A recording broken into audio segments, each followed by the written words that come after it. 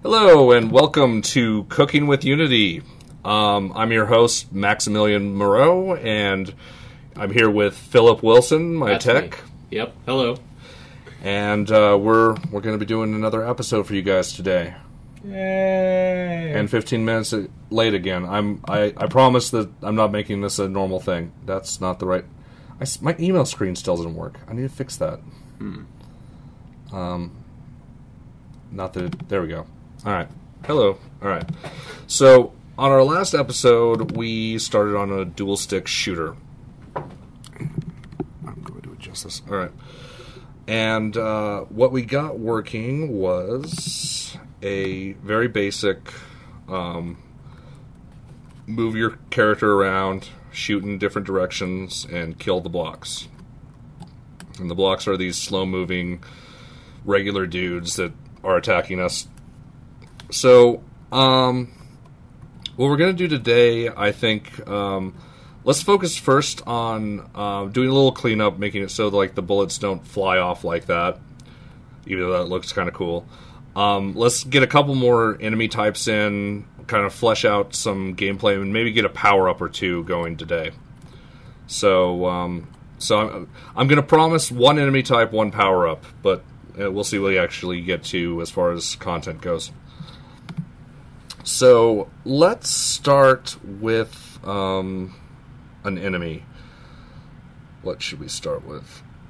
So, as I said, I was kind of basing this on Smash TV, and I'm not sure if you guys have played Smash TV before, because it is kind of an old game at this point. But it was a standard dual-stick shooter where you're a little character and you move around and you shoot in different directions. But it was done in the style of Running Man or... wow, I just realized I'm really old. And the people here probably haven't seen half of this stuff. Maybe I should just show a video of it. Basically just a game show where people are fighting for their life. Yeah, exactly. And so you'd go into a room and you'd fight in that room, and the room would have kind of a configuration, so you might have like little turret guys on the sides, or might have walls in different places, and then at the end of that room, you progress to another room, and it'll have a slightly different configuration, different enemies and stuff. But each room was designed so that there was some stuff there, and I'm going to do that where we have multiple levels and stuff. We're not going to do that on this episode, though. We're going to focus on just getting some enemy types and stuff in. So let's see what we got. So we've got fodder enemy. What are they using for their... Okay, it's just follow player. So let's start with a stationary turret type enemy. And this would be something we'd have pre-spawned in the level. So I'm going to create an empty game object, and we're going to call it stationary turret, and put it at 000 for right now. And actually, I didn't want to create an empty game object. I take that back. I want to actually create something that has a renderer on it. So we need something that can point at things. Okay, we're gonna do one of our build something out of a couple pieces things here. So let's have it be a cube with a cylinder on top of it. Not cylinder. Let's go with capsule. Alright, so what I'm going to do is, how do we have our camera oriented? We're looking towards the scene, right? Yep, okay. So let's just move the okay, so the capsule is going to be inside of the cube, and I'm just going to... What's the easiest way to do this? I'm going to rotate it and push it along the Z-axis. And the reason that we're going to do that is because I like to work with quaternion look rotation a lot. And it assumes that whatever the object is looking, it's looking along the Z-axis originally. So what we're going to do is we're just going to figure out which way to rotate this. I'm just going to quickly grab here and then change this to 90. And then we're going to push it out just a little bit. Where is it? Position Z. We push it out just a tad, like a 1. So let's see how that looks from the side. Yeah, that might look looks. Yeah, that'll work. Actually, I'm going to make it a little bit smaller. 0.5. 0.5. Actually, no. Leave that 1. 0.5. Okay, that's looking a little phallic, but oh, my maturity levels. Yeah. Whatever, it works for now. At least you can see it's pointed in a direction. I'm going to move it just slightly in a little bit. There we go. Make it more of an innie. There are many words that came to my mind that I'm going to try to avoid using on the show. Yeah. All right. So, cube capsule, we're going to actually call this turret, and I'm just going to call the capsule barrel. All right. And so then we have a turret, and we're done. That's it. We have a turret. That's the end of the game right there now. So we just need some logic for this. So I'm going to create a new C# script. We're going to call this shoot at player. And as opposed to calling it like turret script, because and just like we had for the fodder enemy, we don't actually call it fodder enemy script. We call it follow player, because follow player is a very useful script. We'll probably attach that to other things, and as we get these little components, we will obviously we may have an enemy that follows you and shoots at you, and you can just attach both those scripts and you're done. So follow player, that's not what we want. We want shoot at player. All right, so the concept of this is going to be very similar to the follow player, and it's going to take some concepts that we have for the player's script itself, which is the dual stick shooter script here. So, and can shoot. All right, so I'm going to actually just copy and paste this in. No. Yeah, we'll just start typing. Alright, so what we're going to need. We're going to need to get a reference to the player. I'm going to just do that by tag, so we don't need to explicitly do that in here. We're going to need a reference to a bullet, so public game object bullet. Public float. What do we call it on here? Bullet speed. Alright. See, I should have just copied and pasted. And actually, I'm going to do it now. And we'll just pare it down. Sometimes it's better to build up. Sometimes it's better to build down. Whatever works for you. If you already have code that's similar, you shouldn't feel bad copying and pasting it. It saves you time. So I'm going to cut out move speed because this thing doesn't move. And we need bullet speed, and shoot delay, and can shoots there. Good. So all we're going to want is shoot direction. So we don't need. Let's see. Okay, I'm going to set this up slightly differently. So instead of using can shoot, and instead of using update, we're going to do void start. Invoke shoot.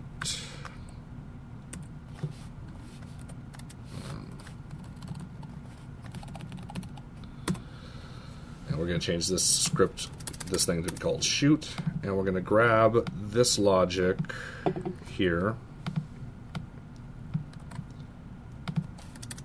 change it to invoke shoot at the end. And I'm just going to get rid of this update loop. So, without looking at anything else in here, what we're doing here is we're going to invoke shoot immediately when it starts. Actually, let's do the shoot delay here as well. Shoot delay. So, this will invoke it after the shoot delay. And once it invokes it, it does this script, and then it invokes itself again. And the reason I'm doing it that way, I explained last episode, we had one of these scripts did it that way. And the reason we did it is because if you adjust the shoot delay, and let's say you just did invoke repeating, which is basically what we're doing here. We could do invoke repeating, and then we could tell it to repeat ad nauseum. The problem is we'd be pulling the delay for that once, and so if you adjust it in-game, you won't see that adjustment. Here you'll see the adjustment, but you'll see it the next time that the bullet actually fires, the next adjustment will apply from then on out. So it just makes it easier for tuning. So shoot direction in this case is going to be different than what we had before, because before we were trying to figure out which direction we were shooting on the controller. Now we're just going to shoot at the player. So all we need is the player position. So let's actually grab the player position first. So vector3 dot player position equals what is it called? Game object dot find game objects with tag. Actually, game object with tag. Player. So that represents where our player is. Oh yeah, we want the position. So dot transform dot position. So shoot direction will be our current position. So transform dot position. Sorry, thinking about this in the wrong order. So it's the player's position. So player position minus transform dot position. So I'm working on an app to do a better vector episode where I kind of go over the vector math better, because my drawing in art programs is just awful, and so I want to actually be able to show this better. But basically, when you subtract a position from another position, you get a vector that represents the distance between those two positions and the direction between those two positions. All we care is the direction in this case, so we're going to take this whole thing and normalize it. And that actually should be it. So we already are doing a quaternion look rotation to make the bullets point in the right direction. Now, the other thing that I would like to do... Okay, so this will work for right now, but this isn't going to be our final thing. But I want to see how it actually works. Can shoot does not exist in the current context. Oh, whoops. Don't need that. So let's just see if this works first. So I'm going to move the turret so it's not quite in the center of the whole world. Okay, it's already moved a little bit off, so... Oh. So nothing happened. There's several reasons for that. One, I didn't actually put the script on it. So let's put the script on it, shoot at player. Two, I didn't set a bullet. So I'm just going to use the player bullets for right now. We'll probably make a custom one in a little bit here. So it's shooting, but it is not shooting in the right direction. And actually, it is shooting in the right direction. It's just the bullets are colliding with the object. So it looks like a little candy dispenser type thing right now, which is not what we want. So if you remember last time, we had a problem where the bullets were colliding with the player or with each other. And actually, I would have expected that to be kind of fixed, but let's see what we got here. So, bullets, player bullets. Okay, so yeah, player bullets collide with, don't collide with the player. So we need an enemy bullets type. So I'm going to do that real quick. So, enemy bullets. I'm going to add a tag. We're going, well, add a layer. No. Both? Layer. So, enemy bullets. And so we're going to go into our project settings, physics, and we're going to make it so the enemy bullets do not collide with enemies, which there is actually no type for enemies yet. So let's actually change that right now.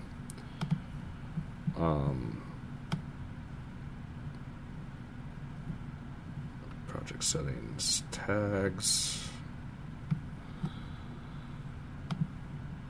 So we need enemies.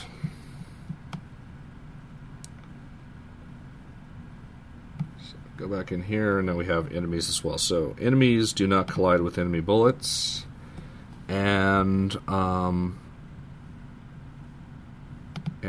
enemies does not collide with enemies. Anything else I need to do here? Enemy bullets. They shouldn't collide with each other. Everything else I think is pretty appropriate. Default transparent water, sure, why not? Player, definitely. Let's not make it collide with player bullets, and let's not make player bullets collide with enemy bullets either. Where's the player bullets?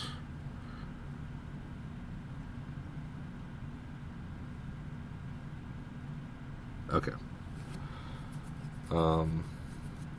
That should cut it.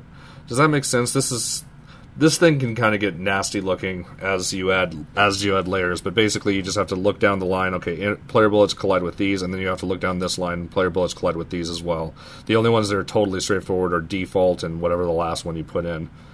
But yeah, it's confusing, but you'll get it working. So let's hit play again and see if this is... Oh, well, it's not going to solve our problems yet. So we need to create a new bullet type. So I'm going to duplicate this. We're going to call this enemy bullet.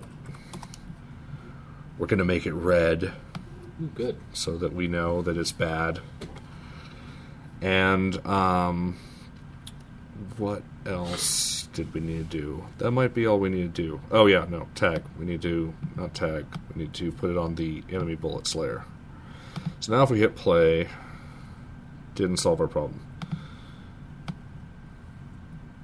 Let's go back into the project settings. Oh, yeah, it's because the turret itself is not marked as a enemy. Yeah, change children. And it's... Oh, wait. Still dribbling them out. Why is it still dribbling out?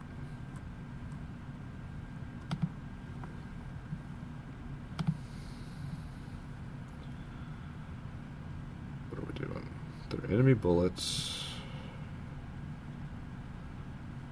And we got... They weren't red. Oh, thank you. Mm-hmm. Thank you for solving the problem.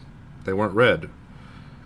I didn't actually have them set, so we were still shooting the old bullets. Thank you, Phil. Yep. There we go. So, it's... What is it doing? They're moving very slowly. So let's first move the bullet speed to 50. What am I using for the other bullets? For the player, 10. Let's go with 10.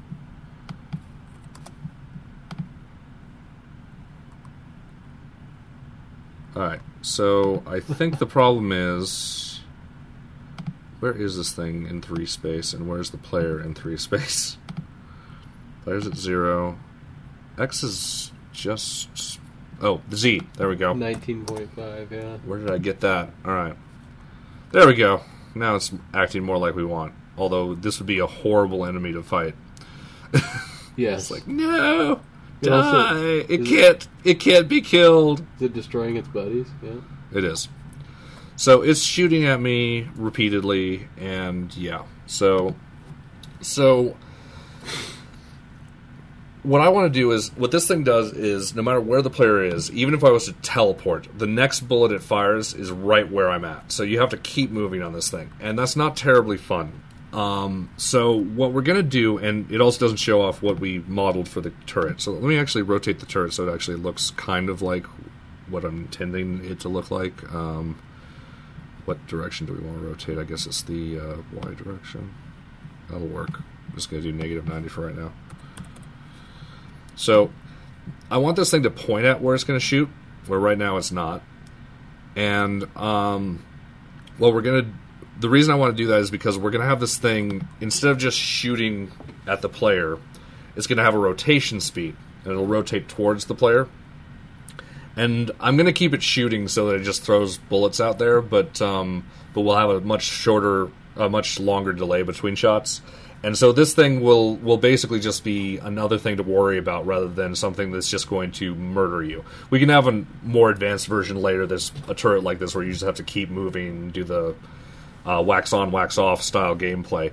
But yeah, this one we're going to make more basic for like a simple enemy right now.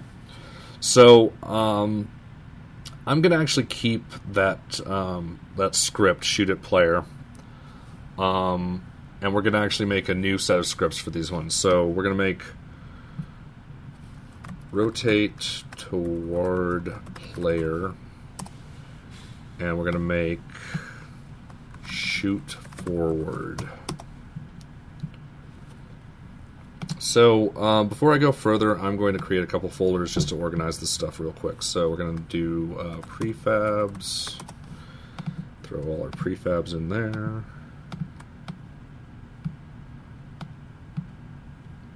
And then we're going to do another folder called scripts. And we're going to make it actually be here.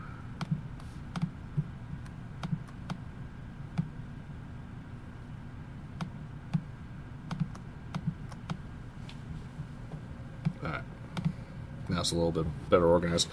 So, shoot at player, shoot forward, and rotate towards player. So let's start with shoot forward because that's stupid easy. We're going to do public game object bullet, public float bullet speed, and public float shoot delay. Is that what it was? I like to stay some consistency. That's the other thing about copy and paste is occasionally it makes you actually more consistent. Shoot player, yes. Shoot delay. Perfect. And let's actually steal these defaults because they're at least better than 0.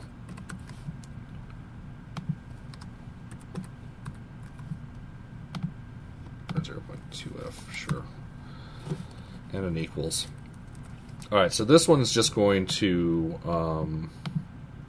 same setup as the last time where we have void shoot, invoke, shoot, invoke, and the delay, shoot delay, invoke, shoot delay. I guess I could have copied and pasted that.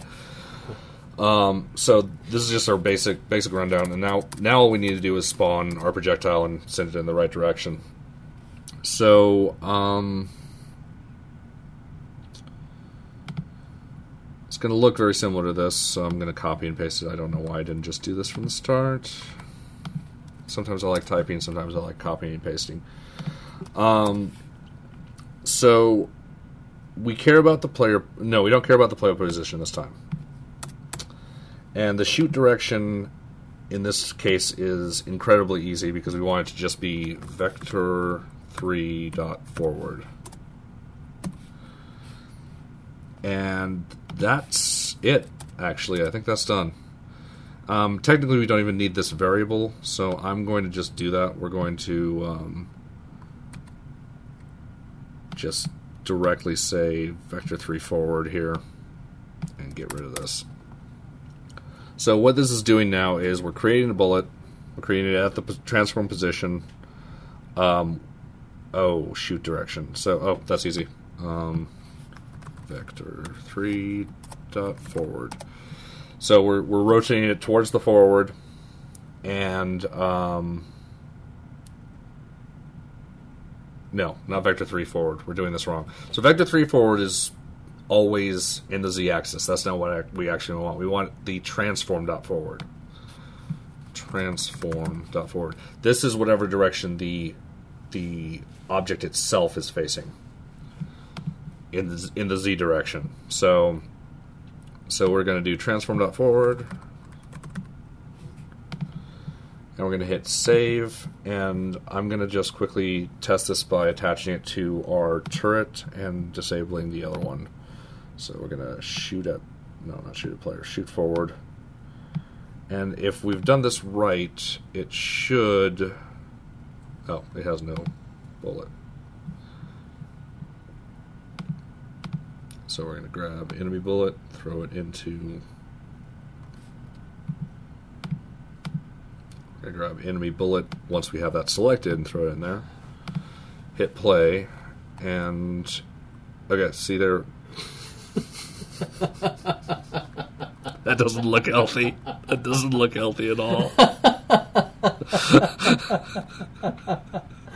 I just laugh so hard at it. It kills the enemies. I can't help laughing. All right, we are... Okay, I've changed my mind. We're actually going to make an educational game about STDs. That's what we're changing this to. All right then. It's just to be called "Don't Walk in Front of the Stream." Yes, it did work. Let's make the bullets 10 so it looks a little less horrible. There we go. See, no mistaking that now. That's a turret, obviously. Yes. As a matter of fact, I'm going to try something to make it look more like a turret. I'm going to move this barrel in the Y direction slightly. No. Wait, what? No, you want it in the X direction? Yeah, I guess I want it in the Z direction. I rotated it wrong. That's the problem. Ignore this. I'm not going to adjust it right now. I'm just going to work with it right now. So, it wasn't that funny. Okay, it was really freaking funny. It was really funny. So now we need to actually rotate towards the player. So we have it shooting forward, and I'm going to actually prove that to you. We're going to take our turret, and we're going to... it's creating a lot of... Alright. I'm going to move my ship out of the way so that the clones kill themselves. Give me the turret. Alright. We're going to rotate this turret. I don't care what direction. So, see, as we rotate it, it's actually shooting in a different direction. Now, because it's spawning in the center, it kind of looks like it's going a little awkward. We can fix that later. I'm not going to worry about that just a second. As a matter of fact, a really good way of fixing that is to actually make a separate thing for where the bullet spawns as an object and attach the script to that. But you can see as we rotate, and actually if we even rotate in directions that we wouldn't normally rotate it will still work. Like if we rotate it like this, we can shoot into the scene and stuff. So it's working the way we want it to work. And so now all we have to do is do the turret rotation stuff so that we can rotate our turret around. And so rotate towards player. Let's see if I remember how to do this kind of thing. So public float rotate speed. Do we need anything else? Let's make it 1.0 for right now. Rotate speed. Anything else for rotation? Probably don't need anything else. So, what are we doing?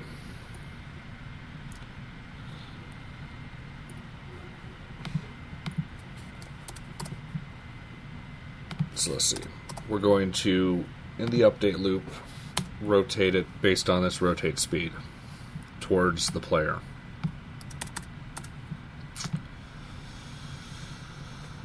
So we need to know the player position, so let's start with that. Vector 3 player position equals game object dot find game object with tag player.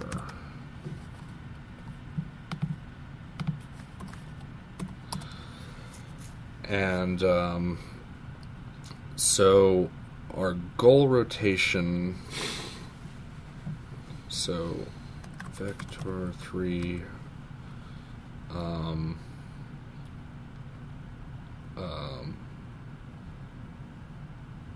aim vector equals player position minus transform dot position. Oh, and this actually needs to be dot transform dot position because that returns a game object and we need its transform position.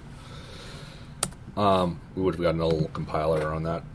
So we have our aim vector. So I am not exactly sure what we're going to use here, so I'm going to start with some diving into Quaternion because I think this has the kind of functions that we want. So we've got look rotation, rotate towards. That sounds really good. That sounds real good, actually. So rotate towards, we need a from, a to, and a max degrees delta. That's not as friendly as I was hoping for. I'm going to comment that out, and we'll go back to that one if we don't find a better one. So let's try, where else might we find it? So vector 3, what do they got for this? Rotate towards. So current target, max radiance delta, max magnitude delta. This is closer to what we want because we have a vector that is our target, and we can get a vector that's our current, I think. Oh, wait, no. Rotate towards. Let's actually look. Okay, we're going to look some stuff up on the internet.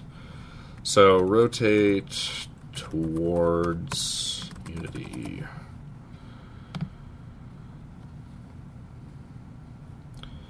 Rotate a vector current towards target. Rotate on an arc instead of being interpolated linearly.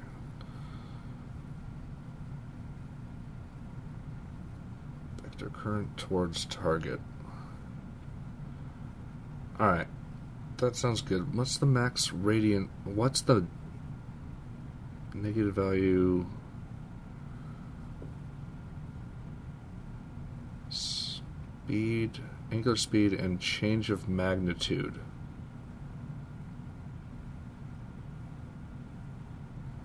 I don't know what the magnitude thing is in this case.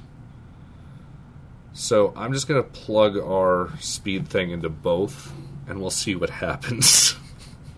Sometimes experimentation's fun. Just make sure to save before you experiment too much. Thank you. I'm going to do that right now. That's like the rule of thumb. Yeah. No. Save before experimentation. Save always. Yeah. Save before everything. Don't do like I do. I'm a terrible person on this show for not saving as much as I do. I do it too. I actually save a lot when I'm not on the show. I'm just focused on doing the show stuff. So, rotate towards current target. All right, so current would be transform dot forward. Target would be our aim vector. Max radiance delta, I'm just going to go with rotate speed and rotate speed. Let's see if this does anything. Oh wait, this actually returns something, doesn't it? Static function, rotate towards, no. Rotate towards, okay, yeah, it returns a vector 3, sorry. Not used to the JavaScript notation. So this returns a vector 3. So what we're going to do is we're going to do player. Wait. This rotates vector current towards target. Alright, so we're going to do quaternion dot look rotation.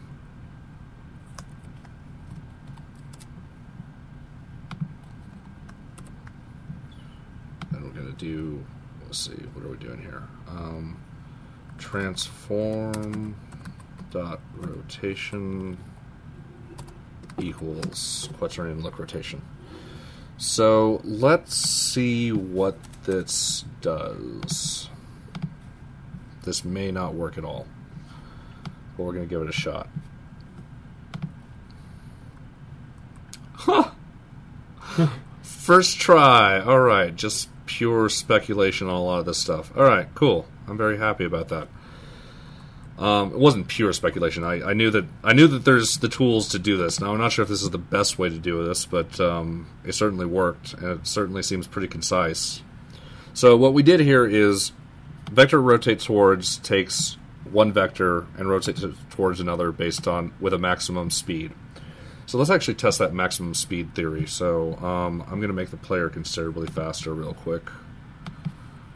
I'm going to make them as fast as bullets. Pretty fast. Wow, this thing can rotate real fast. Yeah, it's rocking the rotation. Oh, forgot to multiply something important in. Rotate speed times time dot delta time.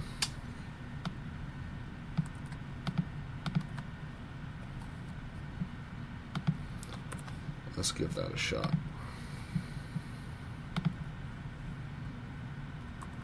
There. That looks like 1 unit a second. I like the flip around it tried to do. It's tracking in 3 space. That's kind of entertaining. So that's not going to work out perfectly for us. You need to lock one of its...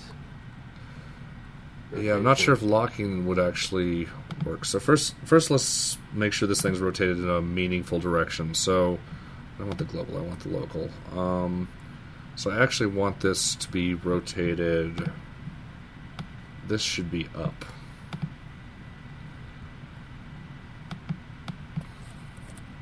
You generally want on your objects whatever counts as up should be pointed in the y direction. So if I look at the local coordinates, see we got the green now pointing towards us.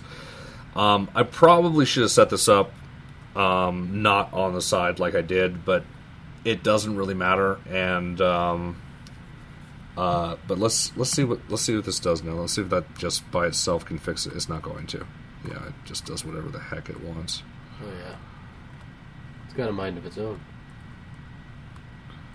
No, maybe it did fix it. I don't see it rotating to get to me anymore. Like, yeah, it's not doing any fancy stuff. Oh, it did something there.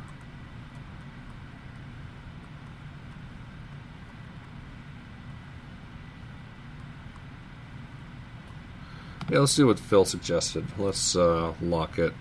Oh, this thing doesn't even have a rigid body to lock. And actually locking the rigid body wouldn't change this because we're not actually adjusting the rigid body. We're doing whatever the hell we want to it. Let's see if is there a way we can fix this. Let's actually see if there's another way we can write this. Sometimes fixing stuff is just finding the right functions, and you can solve most problems like 1,000 different ways, and there's not always a best, but there usually is a better. So let's see, rotate speed.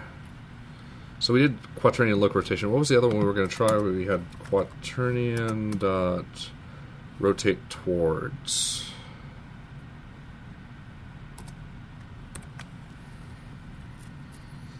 From to max degrees delta.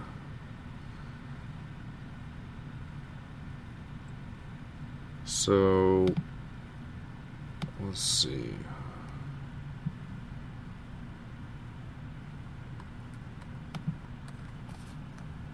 From would be transform.forward. To would be, oh, this allows you to specify an upwards. Oh, excellent. So transform dot up. Wait, did I not? I could specify that in this one here too, couldn't I? Let's actually try that first.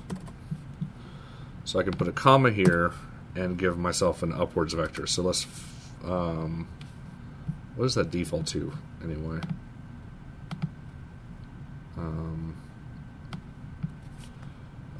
Look rotation unity.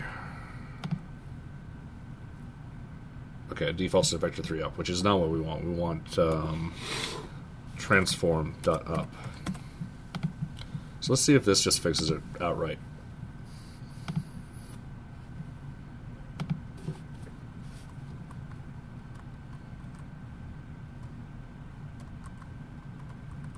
try and get angry enough to... Oh, no, there it goes. So that didn't fix our problem. Looks kind of neat. It does, but it's not what we want. Yep.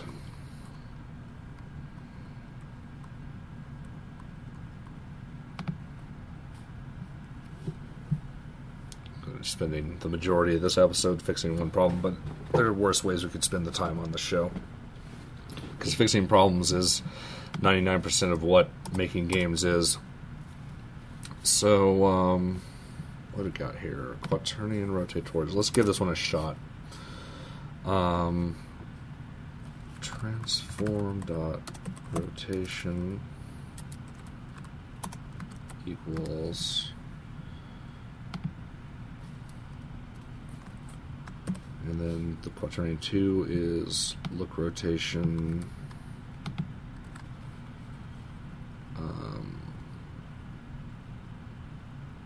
aim vector transform dot up. Oh, and the rate max degrees delta. This is rotate speed. It's ironic, it says this one's in degrees. I have a feeling that's actually not the case, because if this rotates the same speed, then it's not. It does not rotate the same speed. Let's make sure it's not doing that first. Oh yeah, rotate speed times time dot delta time.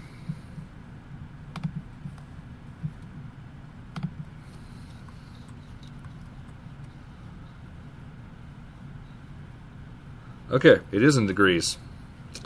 Amazing. Why? What? Why do they have functions that are in radians and functions that are in degrees? I think there's a math function that converts to I degrees. know there is. It's just... And I know the function. I can write the function blindfolded. I mean, well, not blindfolded. Probably. Here, let's see. Can I write the function right now? Let's see. Rotate speed times... 2 pi r. So 2 pi is the total. So it's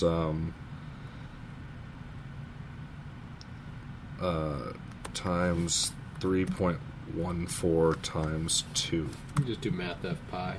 Yeah, I could. But let's just see if this makes it about the same speed that we had before.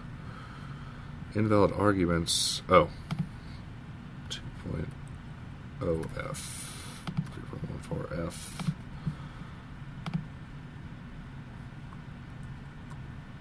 Oh, it's still look. Oh, wait, it's a different rotate speed, isn't it? No, it's the same rotate speed. I'm doing something wrong.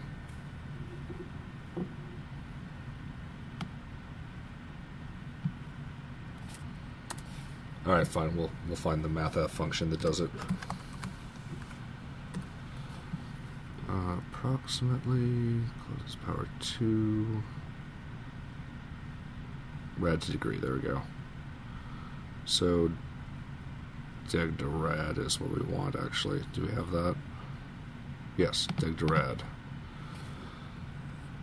Times rotate speed.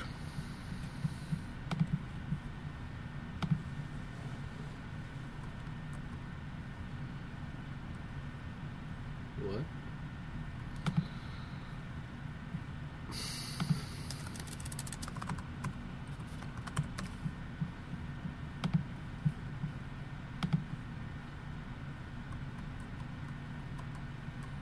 That looks more like what we want, although I don't understand why we had to... I'm confused. Oh, maybe I'm supposed to divide by it? Is it a ratio or something? What is this? Math F.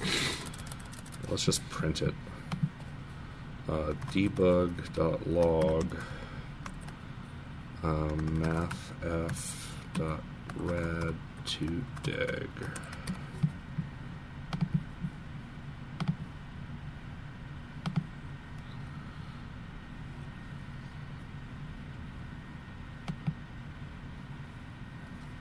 So yeah, I guess it's a ratio, so I guess they're supposed to... That doesn't make any sense.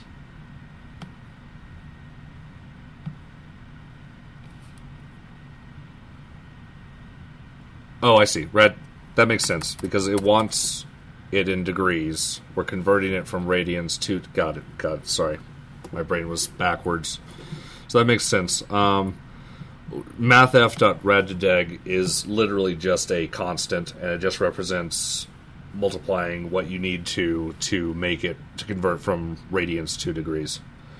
So, let's give this another shot. Alright, so this thing is rotating. Let's see if it gets any of the weird rotation stuff. As a matter of fact, I'm actually going to change something real quick on the renderer here for the main camera. We're going to turn it from perspective to orthographic, and we're going to make it real small. 10. The reason I'm doing this is because it'll become real obvious if this thing rotates the wrong way now.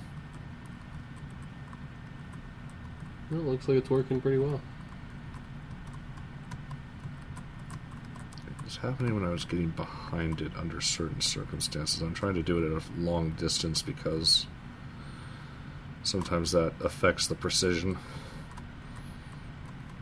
But yeah, it's looking like it's working a lot better. So let's actually do a quick comparison. Let's do the old one we were doing and comment this one out again.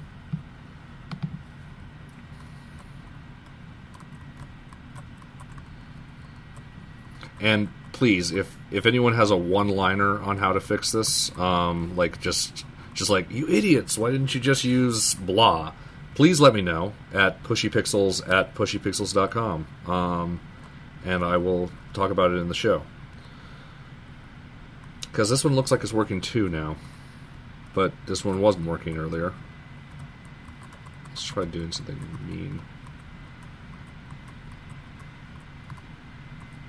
Huh. I don't know. Did I actually save? I didn't save. That makes me feel better. Yeah, it makes me feel better too. Because that was looking bad, like, or good or something. Oh, this is looking good too, naturally. No, there we go. It broke. All right. Fixing Phil, bugs. you used to be a tester. Yeah. You can tell me that my testing here is probably not sufficient for actually determining whether it doesn't exist. I think that's about right. Yeah. But you know what I'm talking about, where it's like, prove that this doesn't happen anymore. It's like, you can spend a whole day proving that, and you'll be wrong sometimes. Yeah. Oh, yeah. So. Yeah, things can just happen in software. Yeah. You just have a good day for Rand, or a bad day for Rand, or something. All right, I'm going to put this back to our perspective. Aww. Oh, you like the orthographic? I always like better? orthographic. No, I think you should keep it as perspective. Okay, I'm going to do perspective for right now. We can play with it. Nothing here is interesting enough to really warrant either. But yeah, the main reason I was doing that is just so that we wouldn't mistake it, because it looks like it's going off axis in some of these rotations, and it's actually not. It's just that it's so far on the corner here, it looks like it's rotating in an awkward way. That's the camera perspective. Yeah. Orthographic is just like looking at a one eyeball. Exactly. Well, I was looking at one square eyeball is what Yes. it's like. A very large square eyeball. It's kind of a terrifying thought. Yes. Alright, so we've got another enemy type, and it's shooting at us. That's great. So, I promised power-ups, so let's do a power-up real quick. You can do that. Alright, so let's make it so that we can shoot rockets or something. Let's add a enemy-seeking rocket.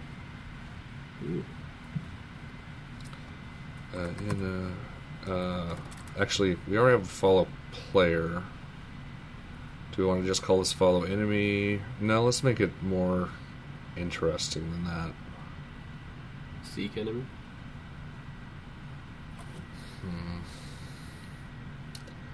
Yeah, I'm just going to actually call it rocket. Power up. I actually have no idea how we're going to actually do this in 10 minutes. Yeah, I don't know. You could do just a rocket with an explosion at the end, basically. Have a quick, easy power-up like that. Good call. Explode on collision.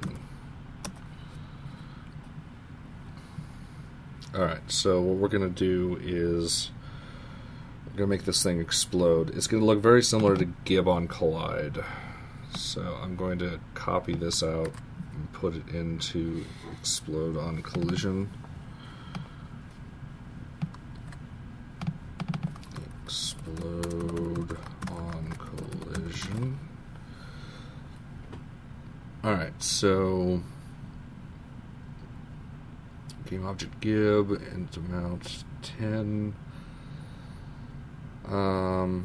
Alright, so we're going to do explosion debris. That's what we're going to call that. So this already does a lot of things that we already need. So this already makes things explode visually, but we're going to need to actually have them affect the other players. So right now what this thing does is it creates gibs and it causes a explosion. And add explosion force is kind of an interesting thing because you add it to the individual objects that you want to be affected by the explosion. You don't like spawn an explosion and have it just... You don't add an explosion force to a place and have it affect everything. That's just not how they set it up. So we're going to be using that explosion force on the other objects, but we want to make it so that it only affects the objects that we care about it affecting. So what we're going to do is we're going to find that out first. So before we destroy our game object, but after we've created all our gibs and stuff and sent them flying, well, they haven't actually gone anywhere. This all happens on the same frame. We're going to set up the explosion forces for the other things that are near it. So we're going to use physics.sphere overlap sphere. So what this does is it gives us a list of colliders. It gives us all the colliders that are within this sphere that we're just defining. So it's going to be in the spawn position. Oh.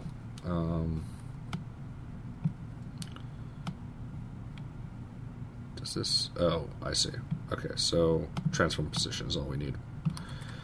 So transform.position and explosion radius. So this gives us a list of everything. So what we need to do is do something with this list. So we're gonna encapsulate this in a for each. For each collider. Is that what it returns?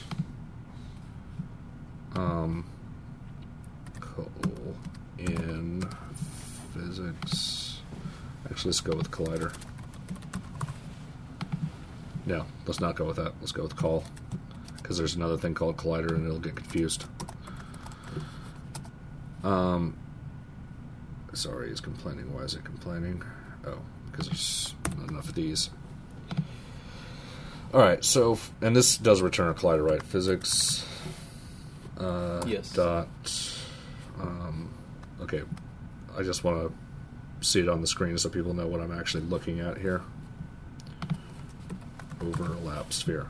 Yeah, collider array. So this is what it returns right here. So if you ever are wondering what you do with things, this can be a good hint here. So this is a collider array. So it's a list of them. So we're going to iterate on each of them in the list. So call is just our collider.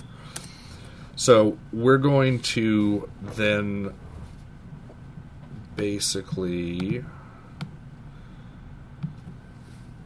in this case, what do we want to do? Could check for an enemy tag or something like that, or a layer.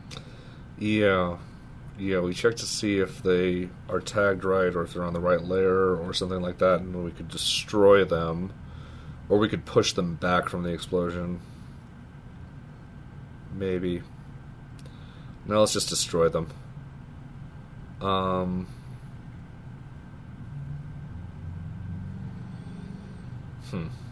That's the easiest way to set this up. What do we got going on here? Oh, my computer. There we go. Come on. Work with me. I want to save this.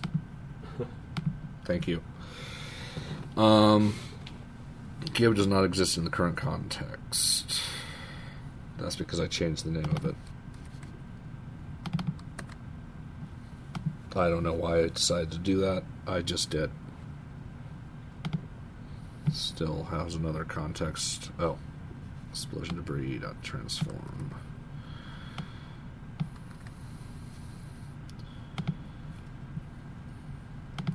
But running now? Okay. So let's look at these enemies here. We're currently just on collision, killing them, right? Okay, so we're going to make a new one. New C# script called Gib on Message. You can actually destroy them through the collider, I believe. Can you? Destroy them through the collider? Like Hang on, send a collision to the collider or something? I think you can actually just call a destruction call from it, but I'm not sure. Well, no, I can definitely destroy them directly, but I want them to actually explode too, and I don't want to have to duplicate my code too much. No, that's a good call. So I think I'm going to go with Gib on Message. Gib Message. Give message. Gib Message. There's a song in there somewhere. So this is going to be exactly like Gib on Collide. In almost every detail. Except for instead of on collision inner, we're going to call it on Gib. And then all we have to do is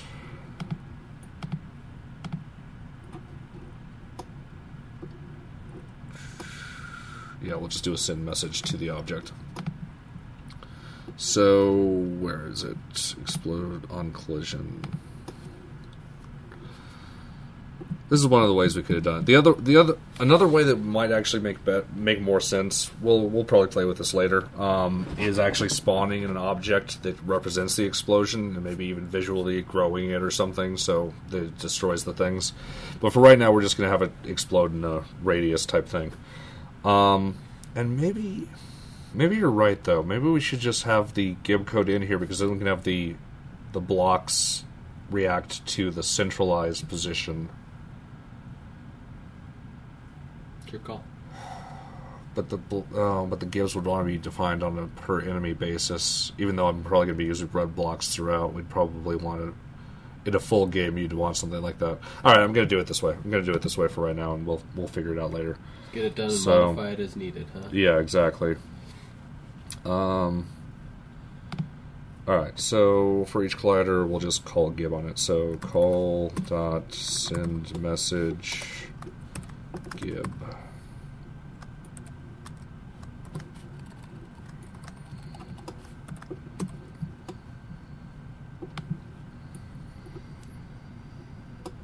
Alright, so now we're going to throw this on our fodder enemies for right now.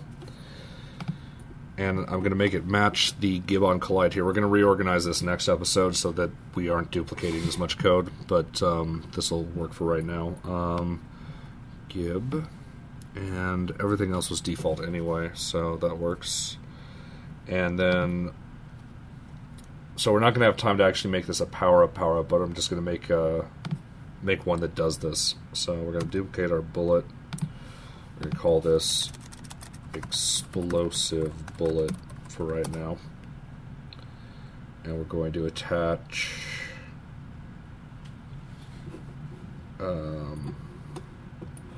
explode on collision.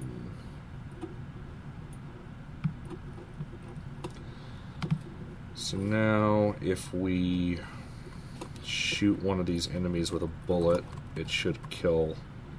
Whoa, that was weird. Oh, well, that was because it hit another enemy. Why is it slowing down so much? Okay, there we go.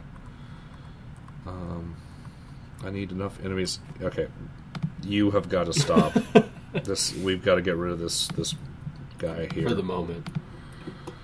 Yes, deactivate his children, too. Just sounds so mean. Alright, so I'm going to shoot, and it didn't do anything. Why didn't it do anything?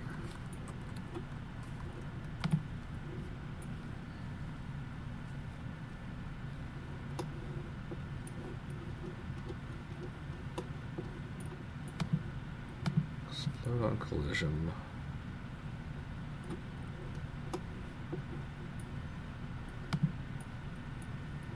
Oh, it's because we're not shooting explosive bullets, duh. Alright, so we throw our explosive bullet here, and we hit play.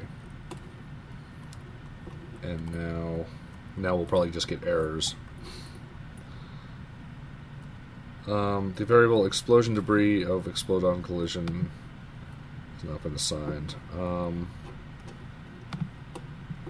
We're just going to make more gibs for right now. Give it to him. So, explosive bullet and red gib. We'll just throw a gib on here.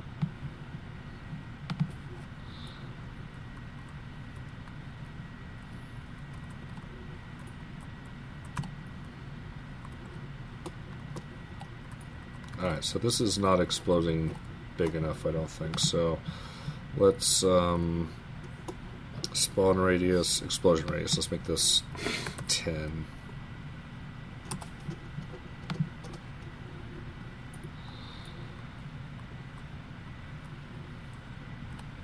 There we go. It killed the other one. It also said send message gib has no receiver, which means that I should probably decide it to not require a receiver. Don't require receiver. Alright, well, it's exploding now. It's hard to tell how big it is. Now, actually, the size is really excessive right now, so this will probably make things explode. Yeah, see how big that was? So this one won't explode the other ones. Oh, it exploded that one. That lets you know real quick. But it is actually making a sphere, checking it, and blowing them up. So, yeah, that's a start at least. So, thank you for joining me on this episode of Cooking with Unity. I'm going to do my old ghetto approach of writing a note to you guys on the screen because, for whatever reason, I haven't gotten this working on CamTwist yet. Come on. It's a text editor. How long could this take? What is running in the back? Oh, yeah. Probably all the encoding and stuff. Yeah. Using 2 of my CPUs. I'm very happy with this new machine. So, You should be. Font, text, bigger. So, email, pushypixels at pushypixels.com. And buy Proton Pulse. Or download the free version. Or download the it fixed it. free version. It's a good game. Check it out. Pulse for everyone is the free version. Because Apple doesn't like you using the term light. And I don't know why I'm saving this, actually. I don't need to save that. Alright, so anyway, email me, check out my app, and join me next week where we continue on our dual stick shooter project. I guess that's it. Good night, everyone. Good night.